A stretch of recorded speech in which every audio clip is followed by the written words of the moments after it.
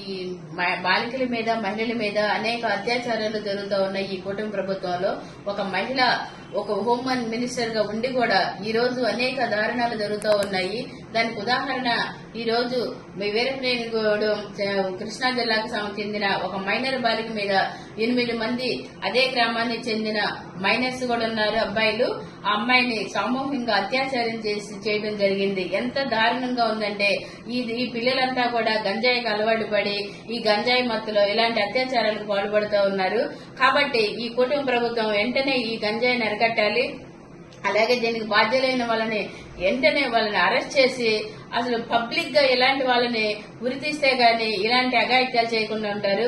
ఈ కూటమి ప్రభుత్వం వచ్చిన దగ్గర నుండి రాష్ట్రంలో గంజాయి విచ్చలవిడిగా జరుగుతూ ఉంది వాడకం. అలాగే మహిళల మీద గాని పిల్లల మీద గాని ఆడపిల్లల మీద గాని అనేక అత్యాచారాలు జరుగుతూ ఉన్నాయి.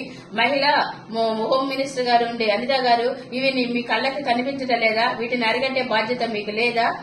ఎందుకంటే ఈ రోజు ఆ తల్లిదండ్రులకి ఎవరు సమాధానం చెప్తారు? అలాగే ఒక హిజ్రాలు కూడా వదలకుండా ఈ సమాజం ఇలా చంపుతా ఉన్నారు. వైజాగ్ సంబంధించిన ఒక హిజ్రాను దీపు అనే హిజ్రాను బాబీ అన్న అతను అత్యంత దారుణంగా ముక్కలుగా నరికి చంపడం జరిగింది. ఇది మీ కంటికి కనిపించడం లేదా అనిత గారు? ఒక్కసారి దృష్టి పెట్టండి అమ్మా. అనిత గారు, మీకు ఒక ఆడపిల్లను కూడా పట్టించుకోండి. మీరు ఒక ఆడ మనిషి.